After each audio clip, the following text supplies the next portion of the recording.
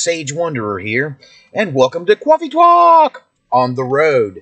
So we're on the road today because my phone died, and I'm having to do everything from the city and get Wi-Fi and upload through the computer. Thank goodness I have the computer.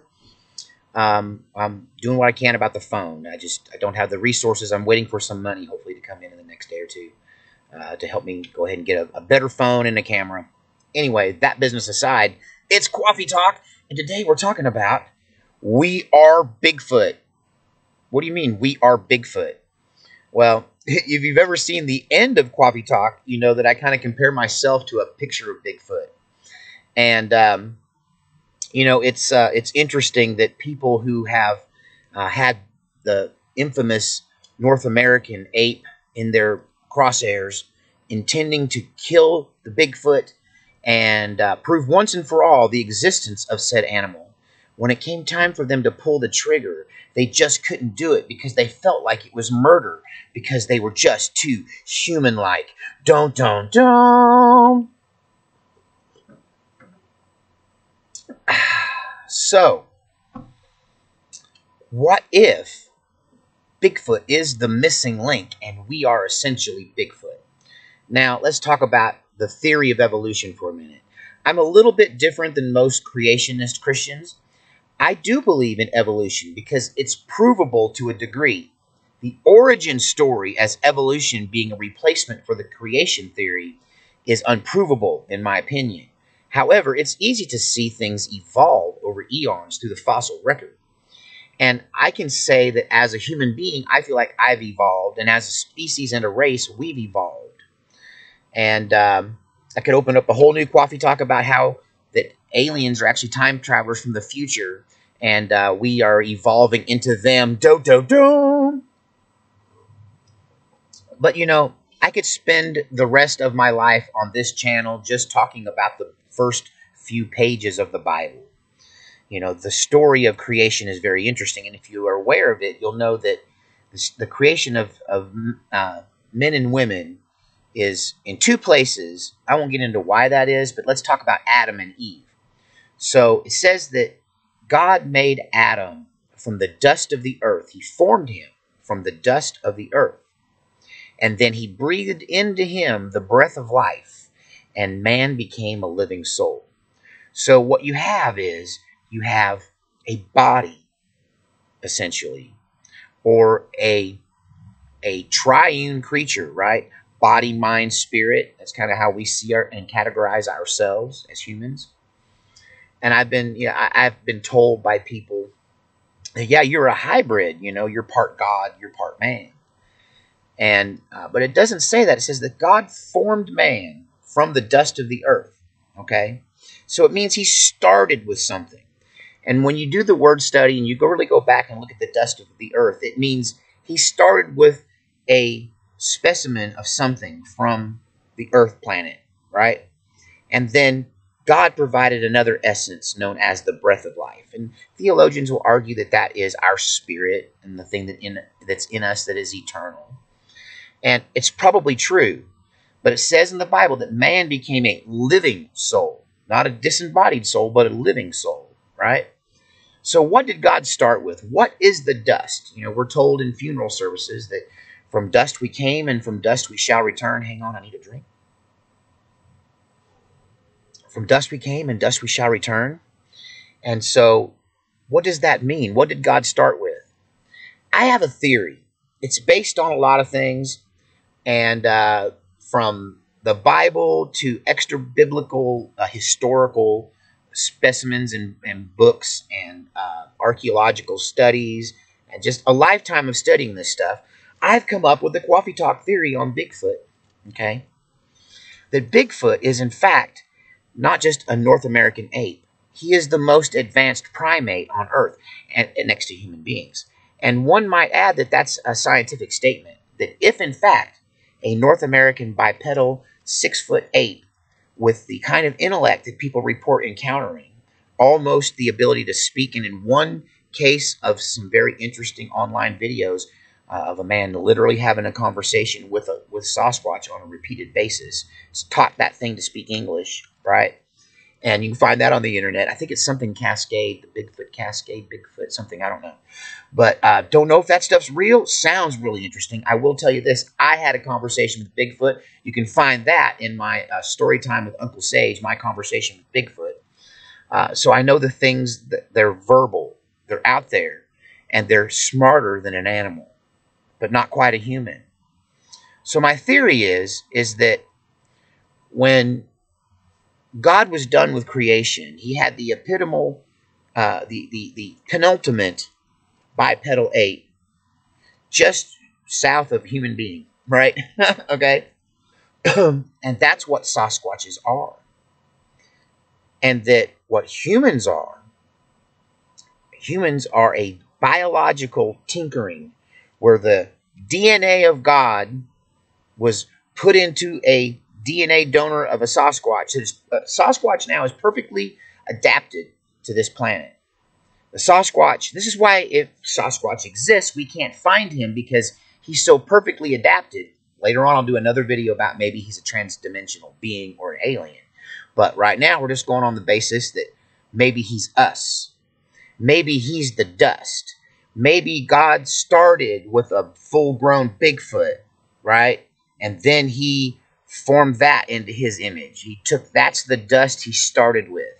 And this is why we feel a kinship to a Bigfoot where we can't shoot it because it feels like murdering a human.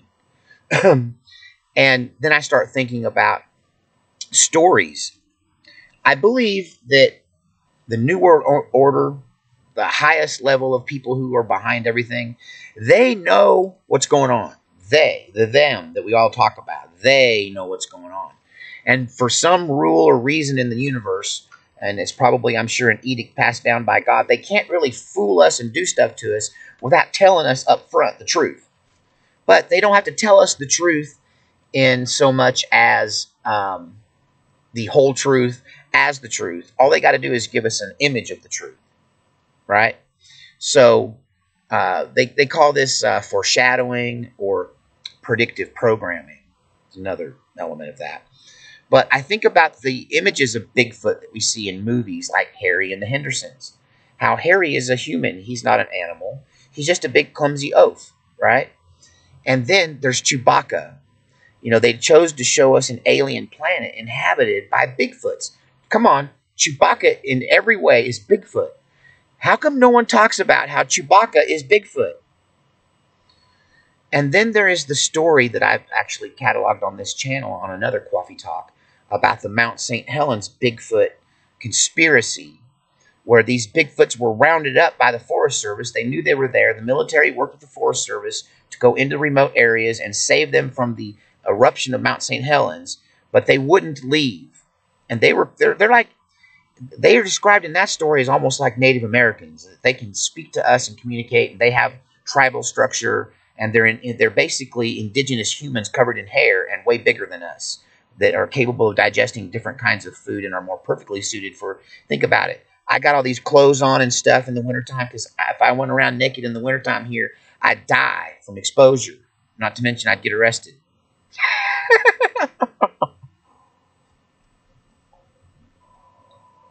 I always envy my dog because when the weather gets cold, he just loves it. Now, he does like that I have a heat lamp out there in the door of his doghouse so he can lay under his solar-powered heat lamp. It's not solar-powered, but, you know, his artificial sun at night and stay warm. But really, he wouldn't have to have it. He just needs to get out of the wind, any kind of little burrow or hole, or he'll make one if he can't find one. His body and the body of all wild animals and most dogs who were more closely related to wolves and indigenous dogs, you know, these animals are perfectly created for this planet. You and I are not. You and I, everything about humans says we're not from this earth. We're not indigenous to this planet. That we're some kind of hybrid of human or ape, right? What makes a human may be ape with the breath of life, the living soul that God put in us. Do Sasquatches have souls too? You know, I've known a lot of dogs I thought had souls. That opens up a whole new religious argument that I won't do right now. But tell me what you think about the idea that Adam is a hybrid created from God's DNA potentially, or God's spirit, as it were, and an indigenous ape that we now call Sasquatch. And one of the reasons I think we can't catch them and we can't find them is because they're just way smarter than. There's bears in all these woods. How many of you have been out in the woods, and how many of you have ever seen a bear? I mean, I'm really well known amongst family members for being able to spot wildlife while driving down the freeway at 75. Even with my old eyes, I can still do it. It's look for not for a whole animal. Look for their ear, or their tail, or their hoof, or the outline of the side of their head, and then you can see right through their camouflage. But Bigfoot is really good at camouflage. But when was the last time you saw a bear? Even though they're everywhere. When was the last time that you saw an elk? Even if you live in elk country. Now, if you live in Denver, it doesn't count. They live in town and have tags around their necks like dogs, and they have vets that follow them around and give them antibiotics and elk, junk food, which is, I'm not sure what that's made out of. Some kind of berries, I think.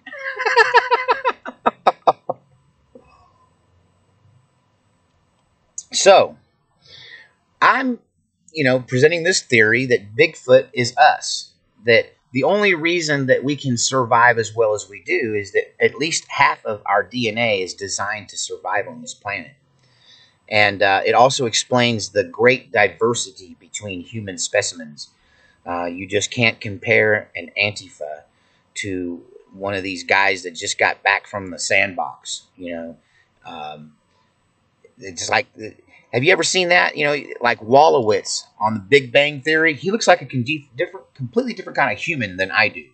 Like, I'm more Bigfoot than he is. I'm not sure what he is, but he is not as much Bigfoot as I am, right?